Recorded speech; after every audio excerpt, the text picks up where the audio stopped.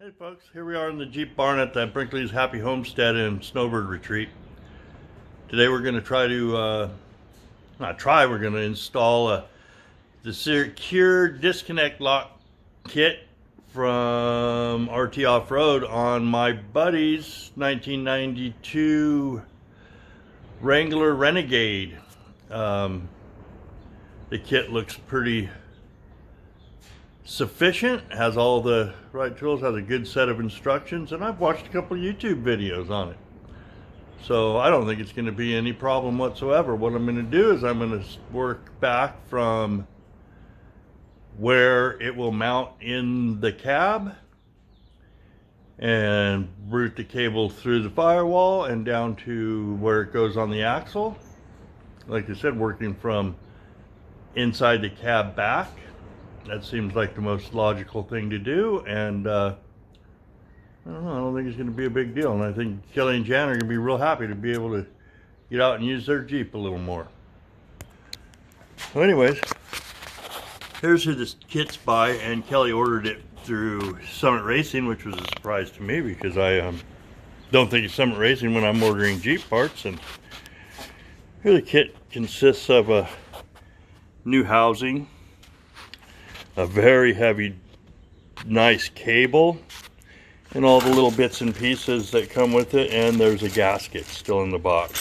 So there's a bracket, some wires to hook the light up, a sending unit for the light, a switch to turn the light on and off, and all that. And here we go. Here's the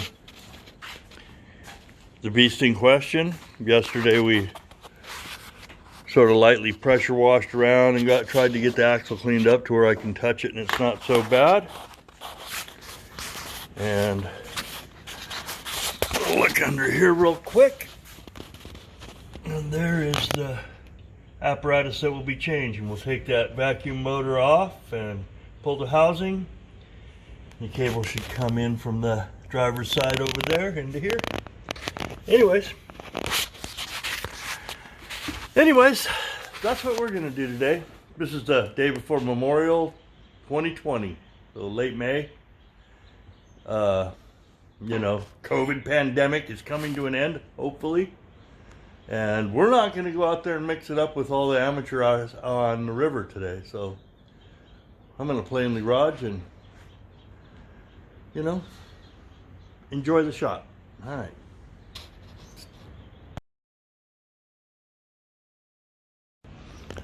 Okay, so here we go. This is what we've done. We've got it jacked up so that the springs are drooped all the way. I don't know, you can see that.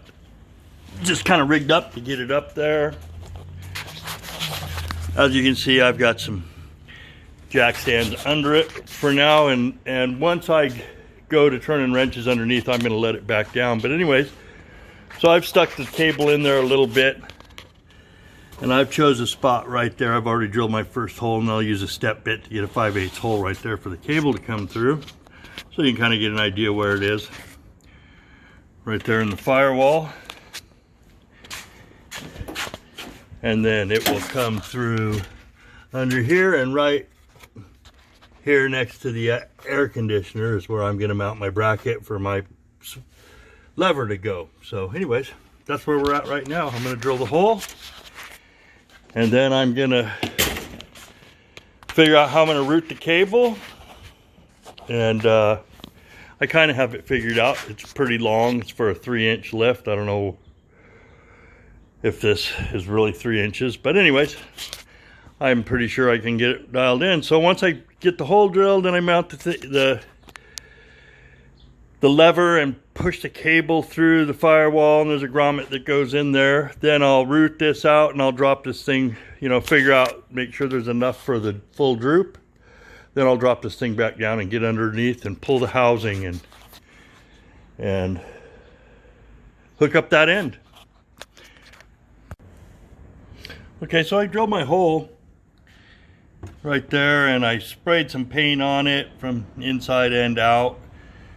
Like I said, I've got my basic layout for my cable. So while I was waiting for the paint to dry, I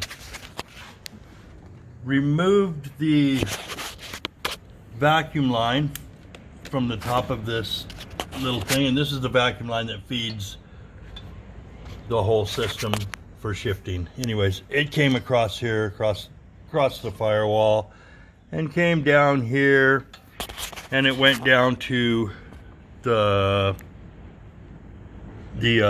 vacuum motor down there. So I left this little piece of loom right here, which has the 2 wires that go from the switch that come up in here to the fuse box to hopefully light the switch. I know the lights weren't working in this thing, and it's not a wonder because all of the vacuum lines that go from up there on the motor up here to the vacuum motor that's on the axle, and they came up here to the top of the transfer case. I don't even know if this is worth sticking up here to see, but anyway, there on the top of the transfer case there's a switching mechanism vacuum gizmo, and all of the lines were just broken and cracked off of that, so I just removed them all. And yeah, and I'm sure that's lovely crawling around here. I just removed them all, basically threw them in a pile right there. You're gonna want to save that stuff, Kelly? Just let me know. Anyways, that was next. I think my paint's probably about dry right now, so we're gonna go ahead and start installing the cable. So here's the lever mounted. As you can see, it's right next to the air conditioner. I used an actual existing bolt screw that's holding the thing, and there's the cable going through to the firewall, through the grommet. And the reason I am doing another little ad right here is because I struggled with trying to get the grommet through the hole while it was on the cable for a couple of minutes before I went.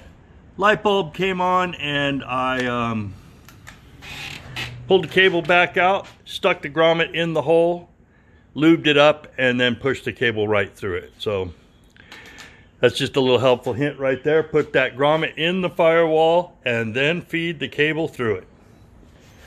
So here we go. And another little helpful hint that is probably good is I have the cable, the lever pulled out and locked into the on position so that the shaft is pulled up close to here, so I can't damage the cable when it's hanging out, because it moves out about 2 inches. And I figured when I was poking it through, trying to figure out where my routing was going to be, I probably ought to pull it out so that I can't bend that end of the cable or whatever. And so far I've been lucky and not done it. Anyways, like I said, there it goes. And what I'm going to do is I'm going to feed it right through here down under the air box,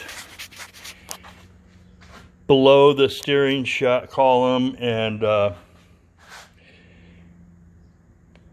over the top of the axle. And then anyways, we'll figure it out from there. I've had it down in there already, and I think it's going to work out. And I think when it's down that it's going to end up needing to be up here, maybe a couple zip ties on the air wall, firewall, radiator stand, grill rod that holds that together. It's probably going to need to be able to slide up and down here a little bit when it's articulating. That's my thoughts. We'll see. I'll report back in after a bit.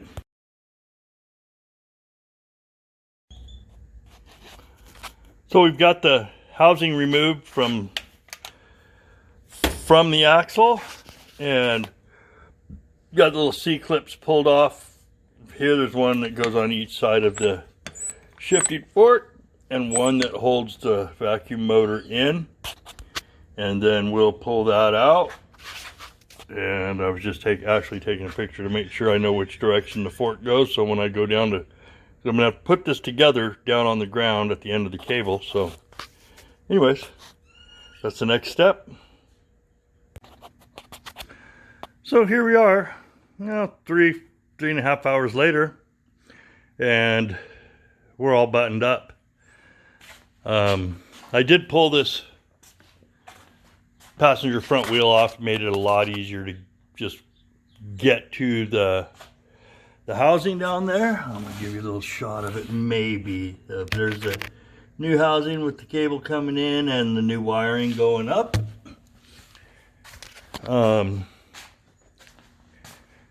This is kind of a little funky. I don't really dig it, but that's kind of the only way to keep it nice and smooth, and it's not going to rub on anything anywhere. And if you was to ever put some bigger springs and lift this thing up a ways, there's plenty of room, because you could move it through here to get another 6 inches of cable or something. But anyways, here's the really exciting part. It does work. Shifts into 4-wheel drive. There you see, no light. We reach down here, push the button, pull it in, slides into 4-wheel drive, engages the axle. Ooh, and the light even comes on. Wow. I know that the lights never work since he's owned the Jeep, so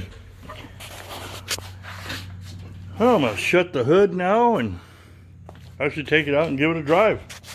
But I believe the Kelly and Janice Flanagan's 1992 Renegade is ready to go hit a couple little trails. All right.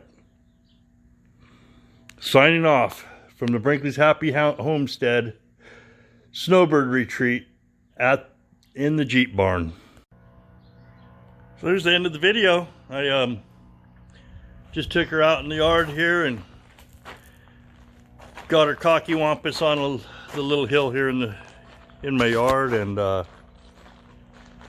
made sure that the tires we had 4-wheel drive, everything was working, and looks pretty good. So a couple of the things that I wanted to point out is, you know,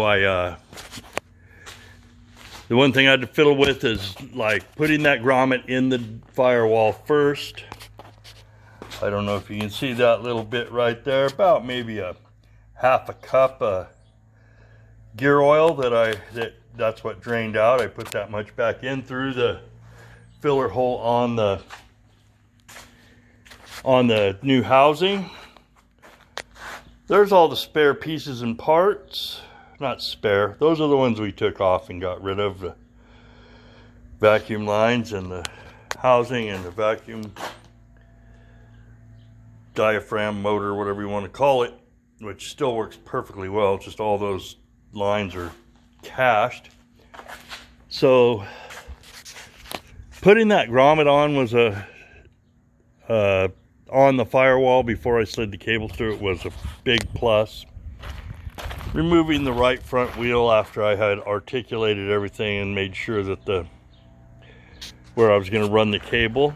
But after I got done doing that, putting it on jack stands and pulling the right front wheel off made changing the housing and hooking everything up a lot easier, because the old shift fork comes off of there. You have to pull the C-clips off and pull that apart, and then after you have threaded it on the end of the cable, push the cable through the housing and threaded it in. You push the cable through the shifting fork, then you've got to put the 3 C-clips on inside there. So it was really much easier to kind of pull the cable out underneath the front over the axle and have it out front where I could get to it easier. So anyways, all in all, a really easy job, and the kit from RT Off-Road and their instructions were sufficient to get her done. The kit was fantastic, had everything in it. It looks like high quality parts, not going to have any issues. So until next time, thanks for checking it out. Jen and Kelly, I hope you dig it.